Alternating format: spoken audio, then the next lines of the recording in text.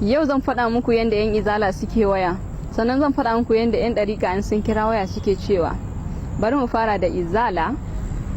Assalamu alaikum ya ustaz. Na'am, kana lafiya?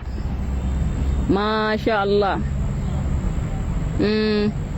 Bi ma'ana ina son in faɗa maka cewa yanda azumin nan ya karato ya kamata mu je gidan ɗan siyasa labaran domin mu faɗa masa falalar azumin watan Ramadana, kamar yadda ya sani cewa ya kamata a yi zakka a yi sadaka.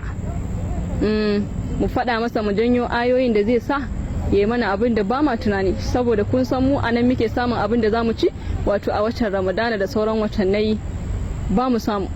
Mu je mu ja shi jam'i na sallar nan da ake yi ta asham.